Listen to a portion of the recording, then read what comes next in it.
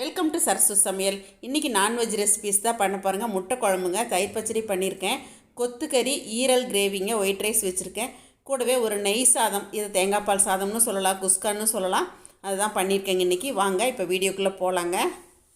இன்றைக்கி நம்ம செய்ய போகிற நான்வெஜ் சமையலுக்கு தேவையான பொருட்கள் எல்லாமே எடுத்து வச்சுருக்கேங்க.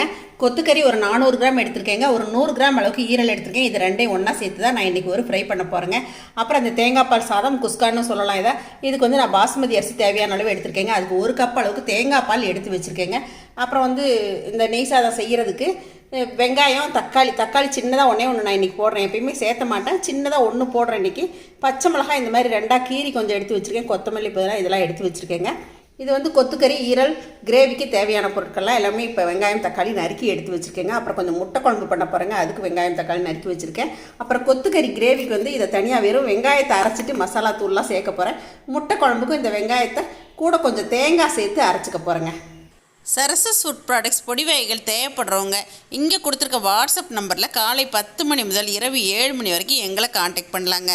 இதோட பருப்பு பொடி, எள்ளு பொடி, இன்ஸ்டன்ட் அடை மிக்ஸ் எல்லாமே எங்ககிட்ட இருக்குங்க. அப்புறம் நான் தேவையான தூள், எண்ணெய் எல்லாமே இப்போ நான் ரெடியாக எடுத்து வச்சுருக்கேங்க. கறி மசால் பொடி, சரசு ஃபுட் ப்ராடக்ட்ஸ் கறி மசால் பொடி தான் நான் இன்றைக்கி எடுத்திருக்கேன். கரம் மசாலா தேவைக்கு எடுத்திருக்கேங்க. மஞ்சள் தூள் தேவைக்கு. அப்புறம் இப்போ நம்ம தாளிக்கும் போது ஒன்று ஒன்றா பார்க்கலாங்க. சின்ன வெங்காயத்தை வதக்கி எடுத்துக்கணுங்க. முட்டை குழம்புக்கு நம்ம வதக்கின கொஞ்சம் வெங்காயத்தோட தேங்காய் கொஞ்சமாக சேர்த்துருக்கேங்க. 2 டேபிள் ஸ்பூன் மட்டுமே சேர்த்துருக்கேன். இதில் கொஞ்சம் சோம்பு சேர்த்து இப்போ அரைச்சிட்டு வந்துட்டு போகிறேங்க. அதே மாதிரி இந்த சின்ன வெங்காயம் கொஞ்சம் வதக்கினதை கொத்துக்கறி கிரேவிக்கு அரைச்சிட்டு வந்துட்டு போகிறேங்க. இப்போ நம்ம நெய் சாதம் தாளிச்சிடலாங்க. நான் ஒரு 20 நிமிஷம் போல் பாஸ்மதி ரைஸை இந்த மாதிரி ஊற வச்சு எடுத்துக்கிட்டேங்க. இது தண்ணியை நல்லா வடிச்சிட்டு வந்துடலாம். இப்போ இதுக்கு வந்து நான் இந்த கப்பில் 1 கப் அளவுக்கு அரிசி எடுத்துருக்கேங்க. 1 கப் தேங்காய் பால் எடுத்திருக்கேன். 1 கப் தண்ணி விட போகிறேங்க. இப்போ நம்ம தாளிச்சிடலாங்க. இப்போ நம்ம நெய் சாதம் தாளிக்கிறதுக்கு நான் கொஞ்சம் தேங்காய் எண்ணெயும் நெய்யும் தான் விடுறேங்க இன்றைக்கி. தேங்காய் எண்ணெய் ஒரு 2 டேபிள் ஸ்பூன் சேர்த்துக்கலாங்க. நெய் ஒரு 2 ஸ்பூன் சேர்த்துக்கலாம். இப்போ பட்டை, கிராம்பு, ஏலக்காய் தாளிச்சிக்கலாங்க. பிரிஞ்சி எல்லாம் சேர்த்துக்கலாம். இதுலேயே இந்த மாதிரி கீரி வச்ச பச்சை மிளகாய் சேர்த்துக்கலாங்க. பச்சை மிளகாய் சேர்த்தோடனே கொஞ்சம் வெடிக்கும், அதனால் அடுப்பு குறைச்சி வச்சுருங்க. பாருங்கள், இந்த மாதிரி கொஞ்சம் பொரிஞ்சு வந்த உடனே நறுக்கி வச்சுருக்க பெரிய வெங்காயம் சேர்த்துக்கலாங்க. நான் இன்றைக்கி 2 பெரிய வெங்காயம் சேர்த்துருக்கேங்க. இப்போ இது ஒரு 2 நிமிஷம் வதங்கினா போதுங்க. வெங்காயம் அதிகமாக வதங்க வேண்டியதில்லை, கண்ணாடி பதத்துக்கு வதங்கினா போதுங்க. இப்போ வெங்காயம் 2 நிமிஷத்துக்கு அடுப்பை குறைச்சி வச்சேன். இந்த மாதிரி நான் வதக்கிட்டேங்க. கொஞ்சம் புதினா இலை சேர்த்துக்கிறேங்க. கொஞ்சம் கொத்தமல்லி இலை சேர்த்துக்கலாம். இஞ்சி பூண்டு பேஸ்ட்டு 2 டீஸ்பூன் அளவுக்கு சேர்த்துக்கலாங்க. இஞ்சி பூண்டு பேஸ்ட் சேர்த்து 1 நிமிஷம் அடுப்பை குறைச்சி வச்சே வதக்கிக்கணுங்க. இப்போ இஞ்சி பூண்டு பேஸ்ட் சேர்த்ததுக்கப்புறமா ஒரே ஒரு தக்காளி நறுக்குனது சேர்த்துக்கலாங்க. தக்காளி சேர்த்ததுக்கப்புறம் ரொம்ப இந்த கலவை வந்து வதங்க வேண்டியது இல்லைங்க. நம்ம தேவையான தேங்காய் பால் தண்ணி விட்டுக்கலாங்க. நான் 1 கப் தேங்காய் பால் விட்டுக்கிறேங்க. 1 கப் தண்ணி சேர்த்துக்கலாங்க. அவ்வளோதாங்க. இதுக்கு பெருசாக இன்க்ரீடியன்ஸே தேவையில்லைங்க. 1 கப் அரிசிக்கு தண்ணியும் தேங்காய் பாலும் கலந்து இப்போ நம்ம 2 கப் அளவு சேர்த்துருக்கோங்க. நான் ரைஸுக்கு தேவையான உப்பு சேர்க்குறேங்க. இப்போ தண்ணி கொதிச்சு வரட்டுங்க, அரிசி சேர்த்துக்கலாம். நல்லா கொதிச்சு வருது. நல்லா தண்ணியை வடித்து அரிசி சேர்த்துடலாங்க. இப்போ இதை நல்லா கலந்து விட்டுடலாங்க. கொஞ்சம் வெந்து வரட்டுங்க, ஒரு மூடி போட்டுடலாம்.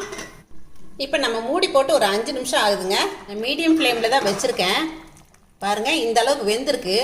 இப்போ நம்ம குக்கர் மூடியை போட்டு ஒரு சவுண்டு விட்டு இறக்கிக்கலாங்க. அதுக்கு முன்னாடி கொஞ்சமாக நெய் சேர்த்துக்கலாம்.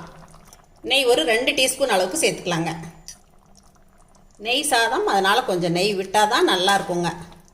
இந்த தக்காளி ஏன் வதக்கக்கூடாது அப்படின்னு சொன்னால் அந்த ரைஸோட கலர் மாறிடுங்க.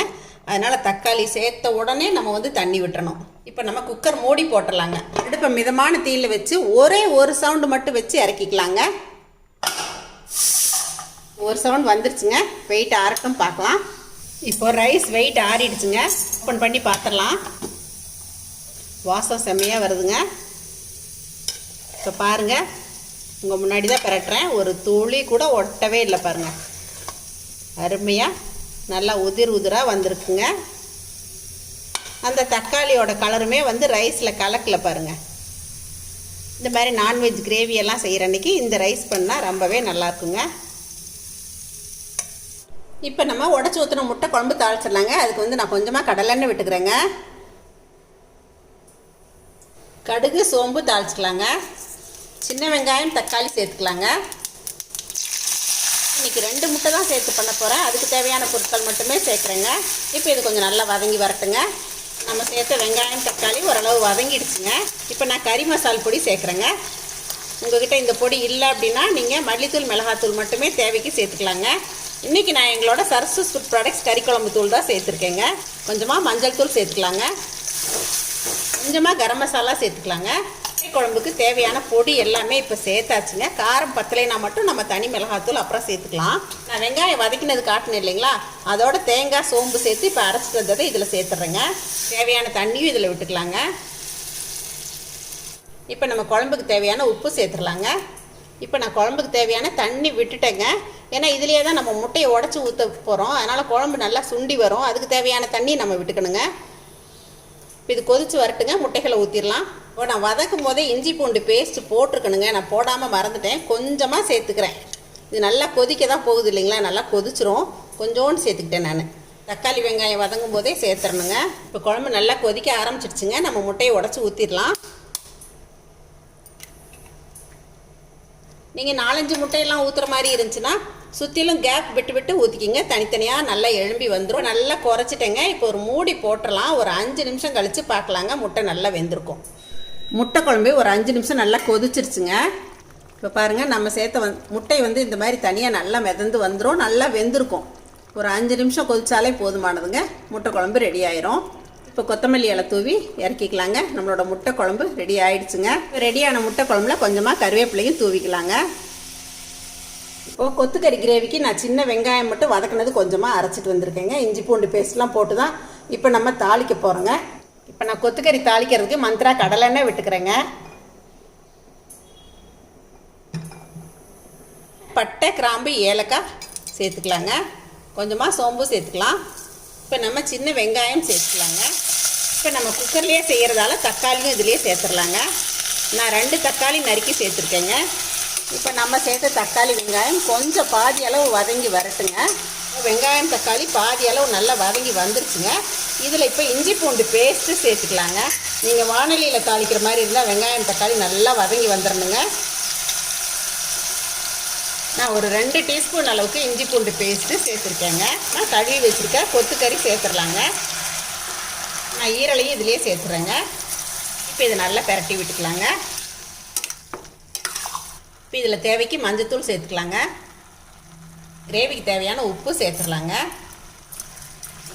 இது நல்லா ஹை ஃப்ளேமில் வச்சு ஒரு 5 நிமிஷம் நல்லா வதக்கிட்டு இதுக்கு தேவையான தூள் எல்லாமே நம்ம சேர்த்துக்கலாங்க. இப்போ இது நல்லா வதங்கி வரட்டுங்க, பார்க்கலாம். இப்போ பாருங்கள், 5 நிமிஷம் நான் நல்லா ஹை ஃப்ளேமில் வச்சு நல்லா வதக்கிக்கிட்டேன். இப்போ இதுலேருந்து தண்ணி பாருங்கள் எவ்வளோ விட்டு வந்திருக்கு. நம்ம தண்ணி விடாமலே இந்த அளவுக்கு தண்ணி இருக்குங்க. இப்போ இதில் நம்ம அரைச்சி வச்ச வெங்காய கலவை சேர்த்துடலாங்க. சின்ன வெங்காயம் வதக்கினேன் இல்லைங்களா, இப்போ அதை ஊற்றியாச்சு. இப்போ இதுலேயே கறி குழம்பு தூள் சேர்த்தாச்சுங்க. மல்லித்தூளும் 1 டேபிள் ஸ்பூன் சேர்த்துக்கிறேங்க. தனி மிளகாத்தூள் காரத்துக்கு தேவையான அளவு சேர்த்துக்கலாங்க. இப்போ கரம் மசாலா தேவைக்கு சேர்த்துக்கலாங்க. இப்போ இதை நல்லா பெரட்டி விட்டுக்கலாங்க.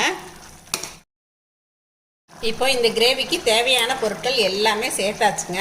நல்லா கொதி பிடிச்சி வரும்போது உப்பு கூட பார்த்துக்கலாம். கொஞ்சம் கொத்தமல்லி எல்லாம் தூவிடலாங்க. ஒரு பெரட்டு பெரட்டிக்கலாம். இப்போ நம்ம குக்கர் மூடி போட்டுடலாங்க. இப்போ இது ஒரு 3 விசில் வரட்டுங்க, பார்க்கலாம். இப்போ நம்மளோட கொத்துக்கறி ஈரல் கிரேவி வெயிட் ஆறிடுச்சுங்க. பாருங்கள், இப்போ இந்த அளவுக்கு கன்சிஸ்டன்சி இருக்குது. நான் இன்னும் கொஞ்சம் கிரேவி ஆக்கிக்கிறேங்க. நம்ம மறுபடியும் அடுப்பில் ஏற்றி இதை கொஞ்சம் சுருளை வதக்கிக்கலாங்க. உங்களுக்கு இந்த அளவுக்கு தண்ணியாக ஓகே அப்படின்னா நீங்கள் இப்படியே கூட வச்சுக்கலாம். நான் மறுபடியும் கொஞ்சம் சுண்ட வச்சுக்கிட்டேன். இப்போ இதை நல்லா கலந்து விட்டுறலாங்க. இப்போ கொஞ்சமாக கொத்தமல்லி இலை தூவி இறக்கிக்கலாங்க. அவ்வளோதாங்க, கொத்துக்கறி ஈரல் கிரேவி ரெடிங்க. இப்போ தேங்காய் பால் சாதம், சப்பாத்தி, இட்லி, தோசை எல்லாத்துக்குமே ரொம்ப அருமையாக இருக்குங்க. என்னங்க, இன்றைக்கி எங்கள் வீட்டில் ஒரு கீ ரைஸு, கொத்துக்கறி ஈரல் கிரேவி, முட்டை குழம்புங்க, தயிர் பச்சடி, ஒயிட் ரைஸு, கூடவே ரசம், தயிர் இருக்குங்க. இப்போ இது எல்லாமே ரெடி ஆகிடுச்சுங்க. பாருங்கள், இந்த ரைஸ் ரொம்ப ஈஸியாக செஞ்சிடலாம். குட்டீஸ் எல்லாமே ரொம்ப விரும்பி சாப்பிடுவாங்க. இதுக்கு ஒரு எக்கு கிரேவி வச்சா கூட போதுமானது. நீங்கள் நான்வெஜ் பிரியராக இருந்தால் கண்டிப்பாக இந்த ரெசிபிஸ் எல்லாமே ட்ரை பண்ணி பாருங்கள். இதை பார்த்துட்டு எப்பயும் போல் உங்களோட ஃபீட்பேக் சொல்லுங்கள், ஷேர் பண்ணுங்கள், சப்ஸ்கிரைப் பண்ணுங்கள். தேங்க்யூ. சரசு சமையல் பாருங்கள், சமையல் நல்லா பண்ணுங்கள்.